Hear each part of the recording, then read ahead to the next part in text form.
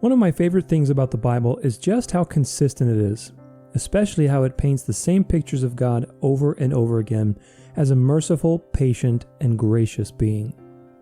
God never changes, and that means that the God we experience in the New Testament as Jesus Christ is the same God as the Old Testament.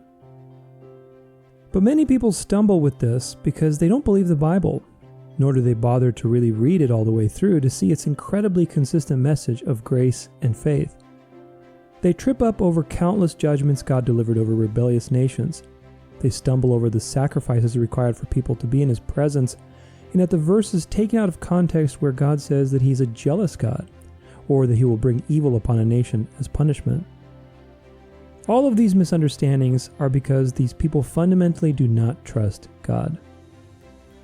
That's not a hard thing to imagine because anyone who doesn't trust you or know your character will very likely misinterpret your actions or your goals. If this is true between people, which it is, imagine how much more applicable it is between a person and God, the infinite, uncreated, perfect, and holy Lord of all things. The truth is that the Old and New Testaments show the same God with the same plan and same desires. In Leviticus 19, God instructs the Israelites to love their neighbor as themselves, the same thing Jesus revealed that many know today as the Golden Rule.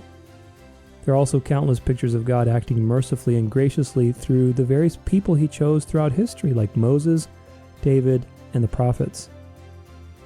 We have to remember that before Christ, the sin of the world was an outstanding debt that humanity had to pay.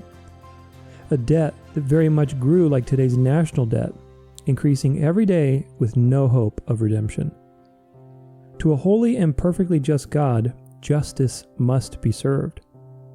If God does not execute swift justice on the evil, then how can He possibly be perfectly good?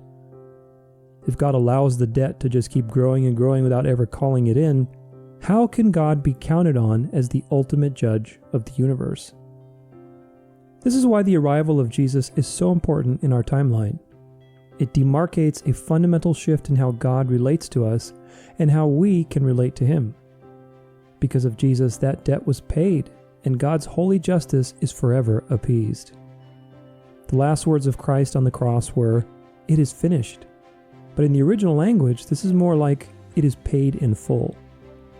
The death of Jesus on the cross is a profoundly sobering reminder of how seriously God takes sin. But why? The truth that many don't realize is that there were countless situations throughout the Old Testament where His graciousness and mercy left the question open. God, are you really serious about sin or not?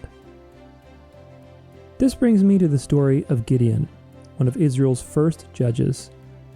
A judge was a type of ruler before Israel had kings, and as usual, God was involved in appointing judges to lead people. The book of Judges chronicles many of these leaders, yet despite some of them being famous, like Samson, and accomplishing heroic deeds, the book of Judges is actually very depressing. It is a narrative of the flawed nature of man, full of example after example of why mankind cannot lead itself, and why it needs both a perfect king and a savior. In other words, the book of Judges is a collection of stories that are designed to point us to the need for Christ. Yet this isn't the only thing we can discover in the book of Judges. As usual with Scripture, God has embedded countless treasures for us to find through diligent reading and curiosity. With all of this in mind, I believe the story of Gideon specifically is full of pictures of God's grace and mercy.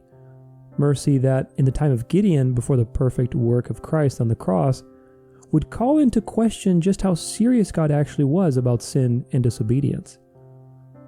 We read in the beginning of Gideon's story in Judges 6 that he was the least of his clan and family. From the start, God makes sure that we know Gideon is basically a nobody, so that his power is revealed, reminding us that nothing is impossible for God and that He can accomplish anything through our lives despite the circumstances. This is echoed later in the story when Gideon gathers a large army to do the Lord's assignments against Midian. God specifically tells Gideon to send most of the men home because the army is too large, and that people would think it was by their own strength that they won rather than by the help of God. This point is so important to the story that God even gives us exact numbers. Gideon's forces are whittled down to 300 men, whereas his adversary is several tens of thousands. Talk about the original 300, right? Throughout the story, Gideon exemplifies the typical doubt and human condition all Bible characters have in common. In a famously bizarre interchange, Gideon asks God to perform a strange miracle with a fleece so that he would know for sure that God was serious. He does this twice, actually, and God is patient and gracious enough to entertain it. Instead of destroying Gideon on the spot for testing him, which is commanded in Deuteronomy 6 verse 16, God actually grants Gideon grace, twice, just so that he is reassured. Earlier before this situation, the angel of the Lord appeared to Gideon to inform him of his new commission from God. In our language, angel doesn't mean what it meant in Hebrew, because really this should read more like messenger of the Lord. Yet even this doesn't really do it justice, because anyone who reads the Bible regularly, especially the Old Testament, knows that the angel of the Lord claimed God's actions, received worship, and often spoke interchangeably with himself and God. Conclusion? Most people believe the angel of the Lord is actually a pre-incarnate revelation of Jesus, and for good reasons. The point is that God appeared to Gideon, and even in this first appearance, Gideon put God to the test by doubting God's plan for his life and questioning where God had been all these years while Israel was getting persecuted. Yet embedded in this little interchange is a fascinating picture of God's grace. Gideon offers God some food to eat as a way to test God's intentions, and the angel of the Lord instructs him to put it on some stones, proceeding to light them on fire supernaturally with his staff as a sacrifice offering. At this point, Gideon finally realizes who he's talking to and begins to fear for his life, because everyone knew that you couldn't just see God and live, let alone a holy, just, and perfectly powerful God who hates sin and will not be put to the test. Yet in verse 23 of chapter 6 in the book of Judges, we see God flip the script in his usual poetic fashion. Quote, "Peace be to you. Do not fear. You shall not die." Does this remind you of something? This is what Christ said to his apostles after the resurrection. On the evening of that day, the first day of the week, the doors being locked where the disciples were for fear of the Jews, Jesus came and stood among them and said to them, "Peace be with you." John 20, verse 19. Instead of killing Gideon on the spot for his doubt, testing, and questioning of God, God spoke peace over him and reassured him over and over again.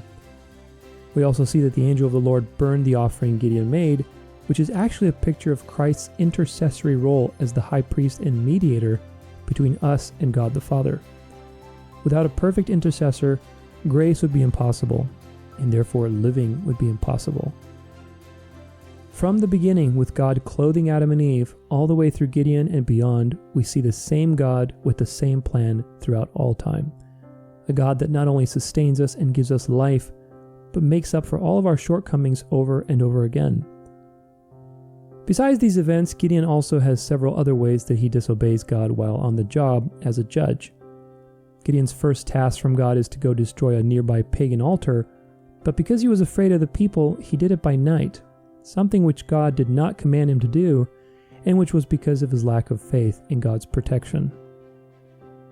The Bible also tells us that during Gideon's pursuit of his enemies, he requested water and supplies from an Israelite town.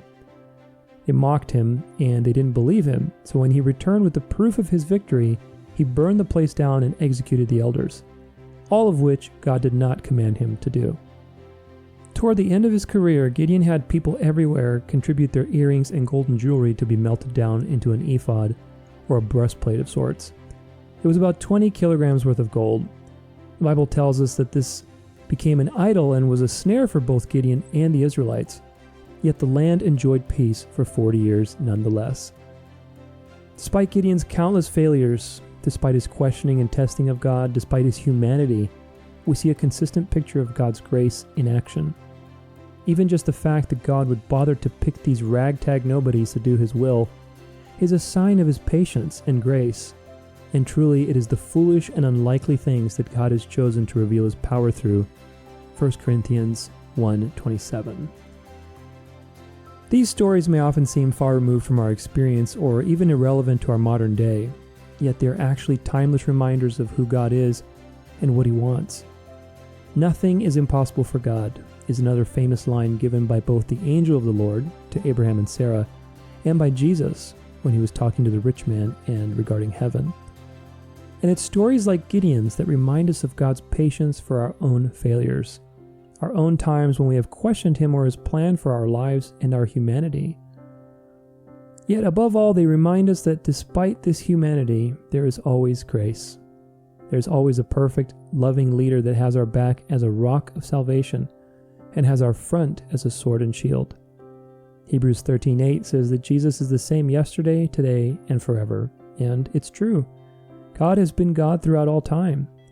And what that means is that he will continue to be the same God in the future, merciful, gracious, and patient with our humanity.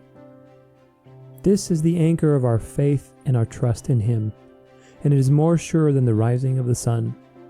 Yet we must also remember the sobering picture of the cross and what it took for us to receive that grace. For God to have acted so graciously in the Old Testament and so graciously after the cross, he had to prove just how serious he really was about sin, so that there would be no question as to his holiness and his sense of justice. That proof was the death of his only Son, Jesus Christ, he who became sin, who knew no sin, so that we might have the light of life.